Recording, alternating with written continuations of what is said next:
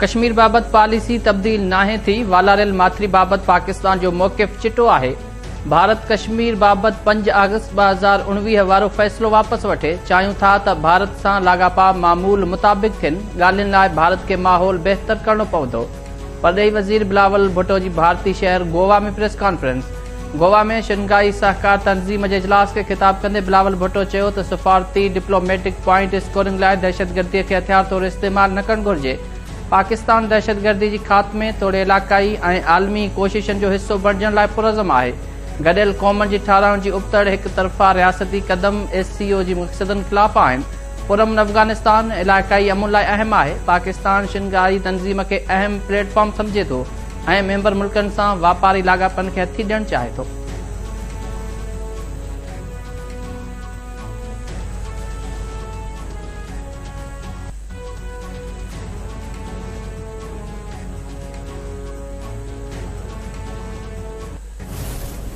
आपस में हुई है, मैं कोई ज्यादा दूर नहीं है, काफी करीब आए। अब ये चंद हफ्तों की बात है, ये कोई कई महीनों की बात नहीं। इस मौके पे जब एक माशी बहरान है, एक सियासी खींचातानी का माहौल है और IMF का मुआहदा नहीं हुआ, इमरान खान साहब को किस बात की जल्दी? साल या 6 माह का उनको प्रोग्राम पे नहीं बताया जा रहा? क्या वो चंद हफ्ते सब्र नहीं कर सकते पाकिस्तान के लार्जर इंटरेस्ट में?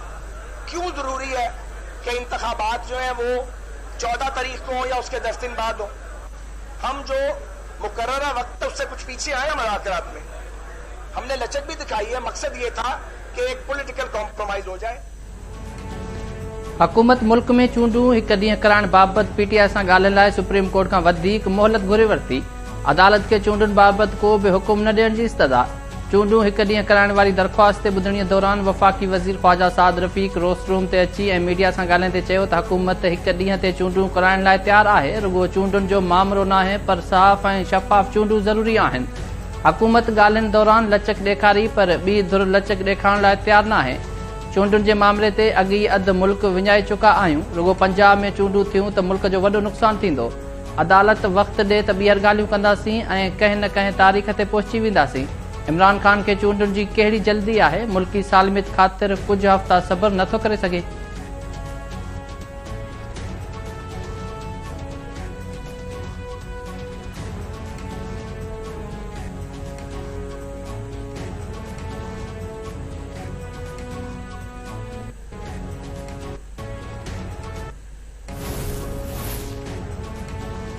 हिक ॾींहुं चूंडुनि कराइण वारो मामिलो सियासी अमल ते छॾणु चाहियूं था। सियासी पार्टियूं ॻाल्हियुनि में नाकाम थियूं त अदालत 14 मई वारो फ़ैसिलो खणी न वेहंदी। आइन मूजिबि पंहिंजे फ़ैसिले ते अमल दरामद करण लाइ आइन जो ई इस्तेमालु कंदासीं। हुकूमत जी संजीदगी एतिरी आहे जो हेल ताईं नज़रसानी अपील दाख़िल नाहे कई वई। हुकूमत कानून न पर सियासत में दिलचस्पी वठी रही आहे। चीफ जस्टिस उमर अता बंदयाल जा मुल्क में चूंडूं हिक ॾींहुं कराइण वारी दरख़्वास्त ते रिमार्क्स। चीफ जस्टिस चयो त आइन में 90 ॾींहनि अंदरि चूंडुनि खां को बि इनकार नथो करे सघे। ही अवामी अहमियत सां गॾु आइन ते अमल दरामद जो बि मामिलो आहे। हुकूमत रुॻो 3-4 जी बहस में लॻल आहे। जस्टिस अतर मिनल्ला असेंबली जी बहालीअ जो नुक़्तो उथारियो, पर हुन ते बि ध्यानु न ॾिनो वियो। हुकूमती इतिहाद जे वकील फारूक H नाइक चयो त अदालत केस खे उकलाए ऐं 14 मई वारे फ़ैसिले खे बाद में ॾिठो वञे। चीफ जस्टिस रिमार्क्स में चयो त केस उकलायो वियो त इहो नतीजो हासिल न थी सघंदो। मुनासिब हुकुम जारी कंदासीं। अदालत वज़ीर आज़म शहबाज शरीफ़ ऐं इमरान ख़ान खे वीडियो लिंक ते ॿुधण जी इस्तदा बि रद्द करे छॾी।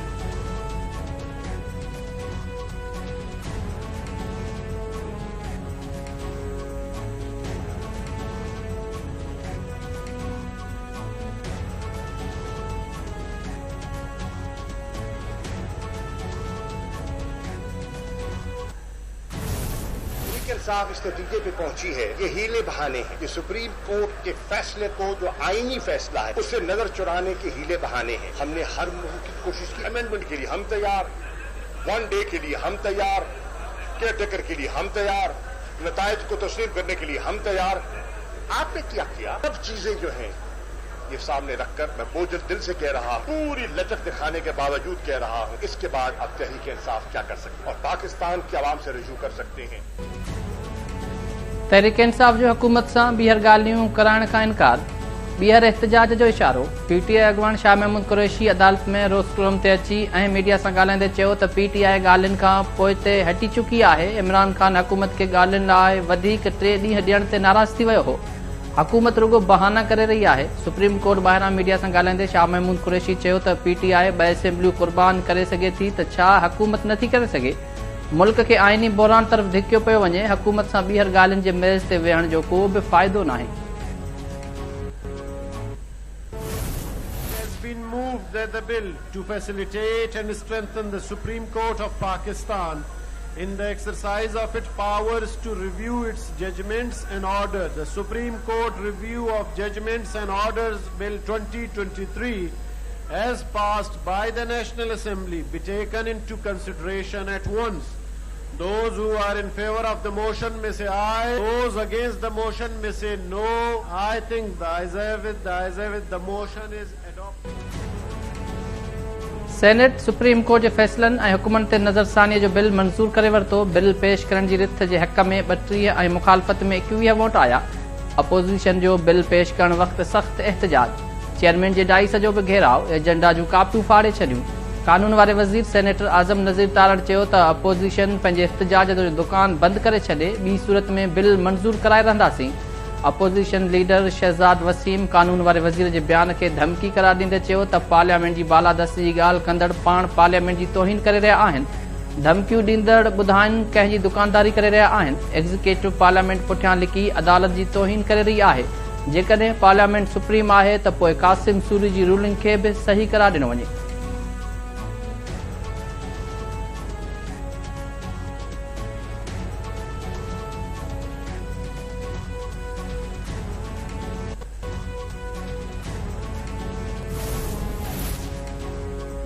तोशाखाना केस में PTI चेयरमैन इमरान खान ते 10 मई ते फर्द जुर्म लागू करण जो फ़ैसिलो। इस्लामाबाद जी district and session court Imran Khan के 10 मई ते ज़ाती हैसियत में तलब करे वरितो। अदालत तोशाखाना केस ॿुधण जोॻो न हुअण ऐं अदालती अख़्तियारनि जे दायरे बाबति इमरान खान जूं दरख़्वास्तूं बि रद्द करे छॾियूं।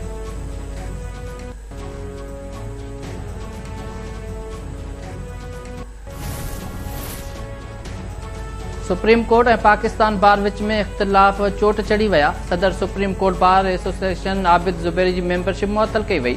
वक़्ती सेक्रेटरी हफ्स बुखारी 10 मेंबरनि जी मंज़ूरी बाद आबिद ज़ुबैरी खे मुअतल करे छॾियो। सेक्रेटरी सुप्रीम कोर्ट ऐं एडिशनल सेक्रेटरी खे गुज़िरियल राति पाकिस्तान बार मुअतल कयो हो। वक़्ती सेक्रेटरी हफ्सा बुखारी खे सेक्रेटरी सुप्रीम कोर्ट बार जी इज़ाफ़ी चार्ज ॾिनी वई। Supreme court Pakistan bar council जे मेंबरनि खे डीसीट करण ख़िलाफ़ दरख़्वास्त ते नोटिस जारी करे छॾियो।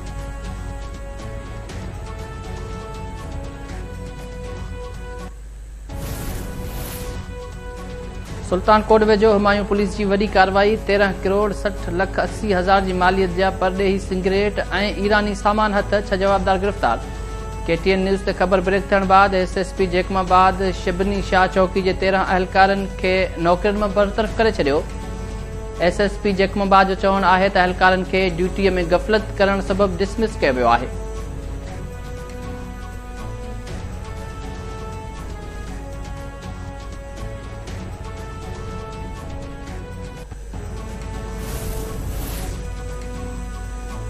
ऐं कराची में चौथे वनडे मैच में पाकिस्तान जी न्यूज़ीलैंड ख़िलाफ़ बैटिंग जारी। केवी कप्तान टॉस खटे पहिरियां फील्डिंग जो फ़ैसिलो कयो। क़ौमी टीम शुरूआती 3 मैचेस खटे सीरीज़ पंहिंजे नाले करे चुकी आहे।